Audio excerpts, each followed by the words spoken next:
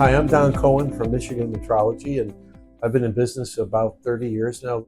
What I do is basically help people solve problems that may relate to the surface roughness or surface finish of their components. Today I'm going to talk about one application that came into the lab years ago, and this was related to brake noise. When you step on the brake in your car, people expect a certain kind of sensation and a certain kind of sound. And also we're concerned about if there's severe brake issues, vibrations can be excited into the car that actually go all the way up to the steering wheel.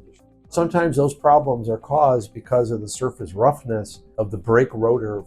And even though they meet the spec for the average roughness, some of the parts will make noise or not make noise, and they don't know what's wrong because they're meeting their basic specification. So what I do here is I get a really deep dive looking at the surface texture in order to understand what goes beyond average roughness to understand the parts. The instrument that I'm using is a Bruker NPFlex. It's a much larger instrument than a typical microscope might be, so we're able to handle large parts. It also includes a lot of special features. One of them is this, what we call a long working distance objective lens. I wouldn't be able to get into that surface if I had a traditional microscope with a turret. You can see there's a lens that's coming straight down to the surface, but also some optics that go to the left. And those optics are what sets up this interferometer. And the interferometer is what gives us the information about the height on the surface. When I get into focus on the surface, I'm going to move the microscope here. And as I move the microscope into focus, we'll see the image start to get higher contrast. And then at one moment, we'll start to see what we call interference fringe patterns appear. So in this case, they're appearing in those little rectangular sections. And as I move closer to the surface, the fringe patterns appear along the sides, which are actually grooves around that pattern. And what the microscope is doing is grabbing every single pixel in that image, looking for that burst of interference fringes. And when we get the highest contrast interference fringe, we know we're in the best focus. And so I'll make a measurement. You'll see then the microscope moves up and then it'll move down. And as it's scanning, you'll see the fringe pattern appear across the surface. Once it's basically measured the whole surface, it automatically knows to stop and provides us a 3D color contour plot. The red areas are high, the blue areas are low. We can move cursors around and look at the profiles along these directions.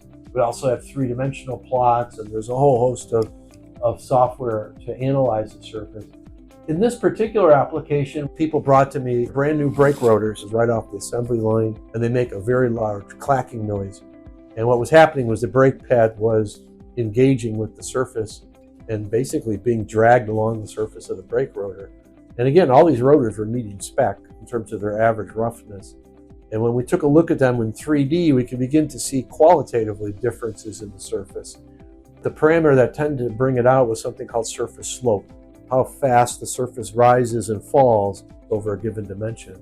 And being able to zero in on these differences in the slope allowed us to understand better why those surfaces were behaving differently. Now, in this case, I've measured it over 0.5 millimeter by 0.5 millimeter.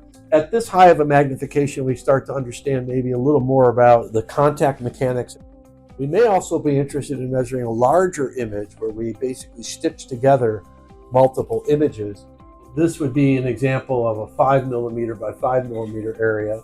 When we start to look at these larger areas, we're starting to ask questions not so much about the micro texture, but more like how flat and how conformal that brake pad might be when it engages with the surface. This brake rotor just represents a whole class of projects I work on, basically machine surfaces, where a lot of times people just machine a surface to a particular dimension and they have a generic call out of like a surface roughness, and they haven't really paid much attention to the real subtleties of that surface texture.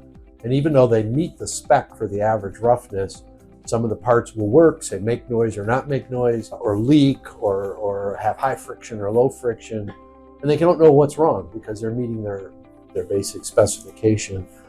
And so this is just, again, one of the many applications I've been able to help people with, usually related to squeaks, leaks, friction, wear, appearance, and adhesion, other things that relate to surface texture. People send me parts, I measure them, analyze them, help them work through their problems, anywhere from 3 parts to 500 parts. I'm a value-added partner for Bruker, so I'm available to do demos here, and we can discuss your application anytime. And also feel free to send some samples in for no charge, just to take a look at and see what we can do with it.